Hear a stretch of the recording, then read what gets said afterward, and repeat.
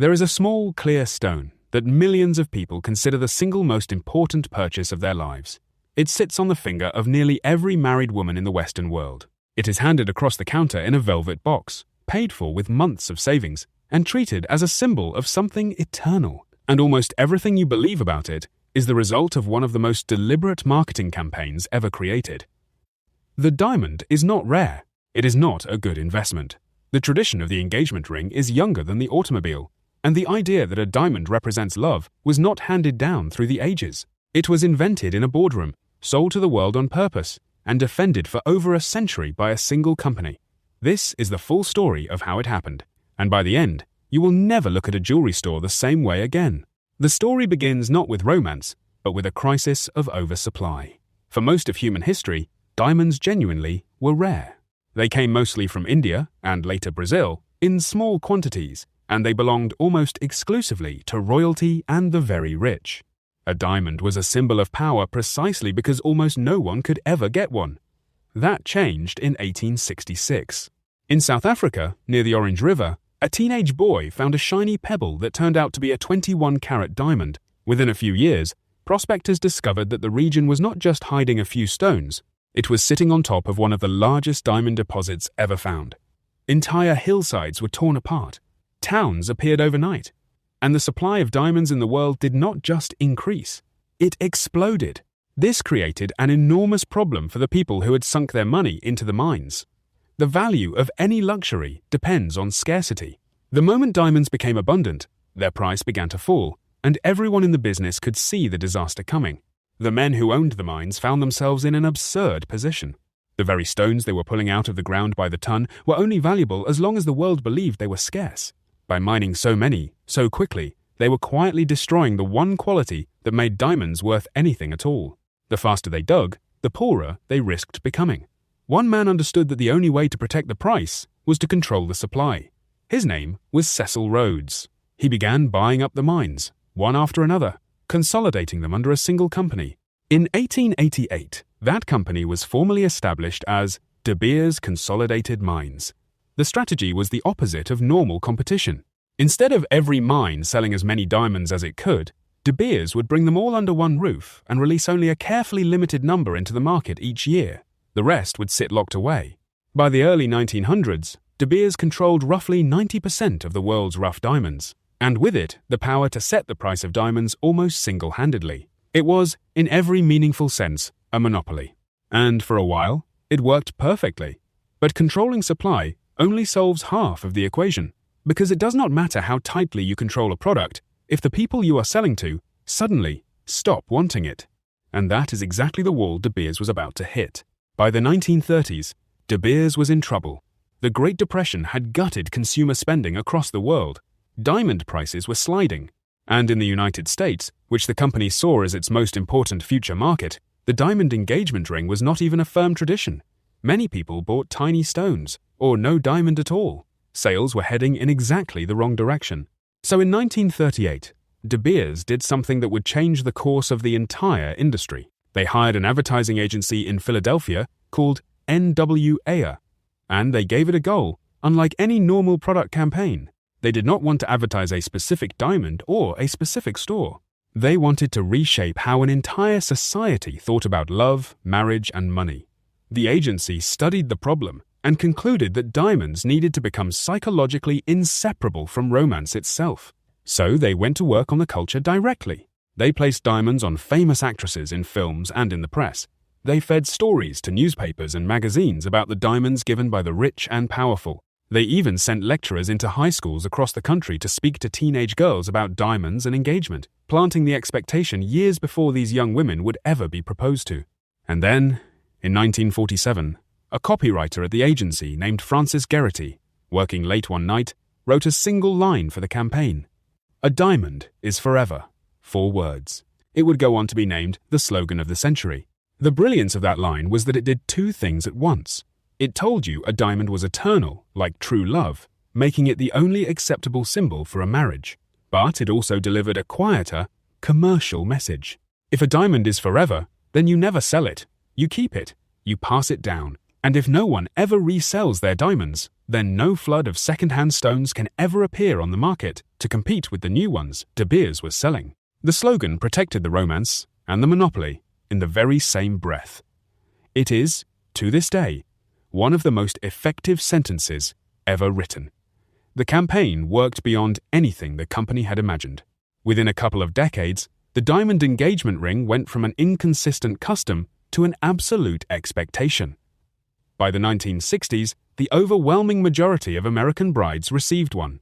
A practice that barely existed a generation earlier was now treated as timeless. But DeBeers was not satisfied with simply selling rings. They began engineering brand new reasons to buy diamonds where none had existed before. They promoted the idea of the eternity ring, encouraging husbands to buy their wives additional diamonds to celebrate a lasting marriage, which conveniently gave the company a way to sell a flood of smaller stones.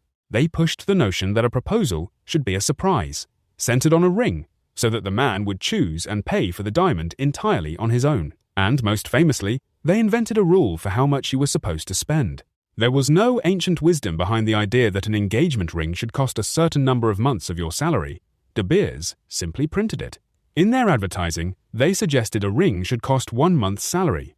Later, they raised it to 2. In some markets, they pushed for 3. It was a number pulled from a marketing meeting, and yet it lodged itself in the public mind so deeply that people still repeat it today as if it were a law of nature. Then came the company's most astonishing trick of all. In the late 1960s, DeBeers turned its attention to Japan, a country with centuries of its own deeply rooted marriage traditions, and essentially no history of diamond engagement rings. At the start of the campaign, only a tiny fraction of Japanese brides received a diamond. DeBeers ran advertising that tied diamonds to Western modernity, success, and romance. Within about 15 years, the share of Japanese brides receiving a diamond engagement ring had climbed all the way to the majority. The company had walked into an ancient culture and manufactured a brand new tradition almost from nothing. It was the ultimate proof of what DeBeers had always known. The diamond engagement ring was not a tradition the company had inherited. It was a product the company could install in almost any culture on Earth, given enough money and enough time. Love itself had quietly been turned into a marketing channel. By this point, DeBeers looked invincible. It controlled the supply of diamonds, the price of diamonds, and the very meaning of diamonds in the minds of billions of people. The entire empire rested on one single foundation: total control over how many diamonds reached the world. And that foundation was about to start cracking. For decades, that control held, and almost no one outside the industry understood how the machine actually worked. Here is the secret at the center of it. Diamonds are not rare. This is the fact the entire industry depends on you never thinking about too hard. Geologically, diamonds are far more common than the public believes. There are gemstones genuinely scarce enough to deserve the word rare. Rubies, emeralds, and certain other stones are found in far smaller quantities than diamonds. The only reason a diamond commands its price is that one company spent a century making sure the world only ever saw a trickle of them at a time. The mechanism DeBeers used to do this was extraordinary. The company sold its rough diamonds through a tightly controlled system to a small handful of approved buyers, known as sightholders. A few times a year, these buyers were summoned to London and presented with a sealed box of diamonds. They did not choose the contents. They did not negotiate the price. DeBeers decided what was in the box and what it cost, and the buyer could either accept it exactly as offered or risk being removed from the list of buyers forever. It was a take-it-or-leave-it arrangement that let one company set diamond prices across the entire planet. This is also where the most uncomfortable truth for ordinary buyers lives. Because the supply and the price were so artificially managed, a diamond you buy at retail is almost impossible to resell for anything close to what you paid. Walk into a jewelry store, spend several $1,000s on a ring, then try to sell that exact ring back a week later. You will be offered a small fraction of the price, sometimes less than half. The stone has not changed. What you are discovering is that there was never a real open market for used diamonds because a functioning resale market would have flooded the world with cheap second-hand stones and destroyed the illusion of scarcity overnight. Jewelers rarely mention this. The entire retail experience is designed to make a diamond feel like a treasured heirloom that only grows in worth.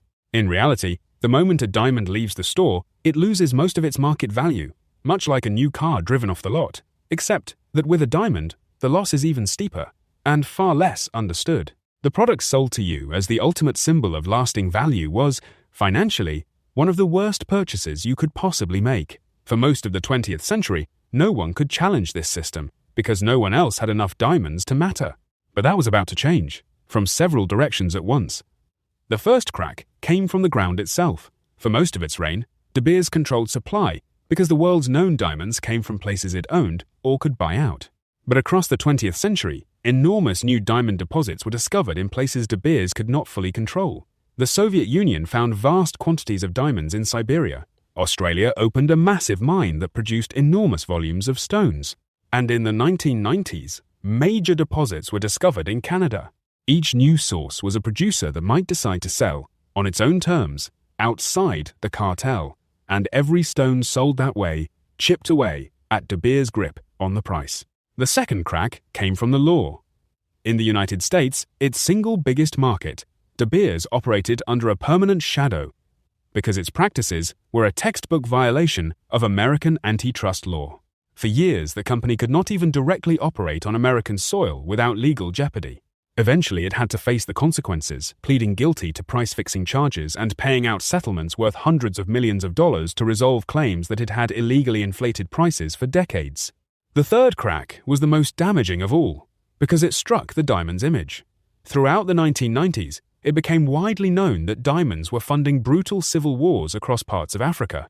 These so-called conflict diamonds, or blood diamonds, were mined in war zones and sold to finance unimaginable violence, and the public slowly realized that the romantic symbol on their finger might have a horrifying origin. The outcry grew so loud that the industry was forced to create a certification system to track where stones came from. A major Hollywood film drove the issue into living rooms around the world. The clean, eternal image DeBeers had spent half a century building suddenly had blood on it. Faced with collapsing control, legal pressure, and a damaged reputation all at once, DeBeers made a stunning retreat. Around the turn of the millennium, it abandoned the very strategy that had built it. It stopped trying to hoard the world's diamonds, and its share of the market slid from around 90% down toward roughly a third. The greatest monopoly in modern history was quietly dismantling itself. And then, just as the company was adjusting to a world it no longer ruled, technology delivered a blow it never saw coming. Scientists had understood for a long time that a diamond is not magical. It is simply carbon arranged under intense heat and pressure into a particular crystal structure. And if that is all a diamond truly is, then in principle there is no reason it has to be dug out of the earth at all. You only need to recreate the conditions. Eventually, they did exactly that. Today, diamonds can be grown in a laboratory in a matter of weeks. And these are not fakes or imitations like the cheap sparkling stones of the past. A lab-grown diamond is chemically, physically, and optically identical to a mined one. It is a real diamond in every measurable sense. Even expert jewelers cannot tell the difference by eye. They need specialized machines to identify which stones came from the ground and which came from a laboratory. The only meaningful difference is the price. A lab-grown diamond can cost 70 to 80% less than a mined stone of the same size and quality. This was the one thing the diamond industry's entire model could not survive. A flood of identical product that no monopoly could ever lock away in a vault. So the industry did the only thing it knew how to do. It went back to storytelling. Jewelers began insisting that a real diamond must come from the earth, that the billion-year journey through the planet was part of its meaning, and that a lab-grown stone, however perfect, was somehow not a true symbol of love. DeBeers itself responded in a way that gave the whole game away. It launched its own line of lab-grown diamonds, but deliberately marketed them as cheap, fun, fashion jewelry, not as serious stones worthy of an engagement ring. The message was unmistakable. The mined diamond is romance. The lab-grown diamond is a toy. The difference between them, the company was effectively admitting, has nothing to do with the stone and everything to do with the story wrapped around it. And here is the final irony. Even the lab-grown diamonds are now falling in price year after year, as production grows and the technology keeps improving. The supposedly priceless symbol of eternal love is, in reality, a product whose value drops the moment you own it, whether it was pulled from a mine or printed in a lab, because the value was never truly in the stone. It was in the belief. And belief, as DeBeers proved better than anyone in history, can be manufactured. So what is a diamond actually worth?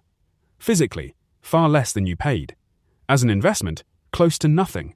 Its real value has only ever been the meaning we were taught to attach to it by an industry that understood something most people never stop to consider. The price of almost anything is not a fixed fact about the world. It is a story that someone, somewhere, decided to tell, and then repeated until it felt like the truth.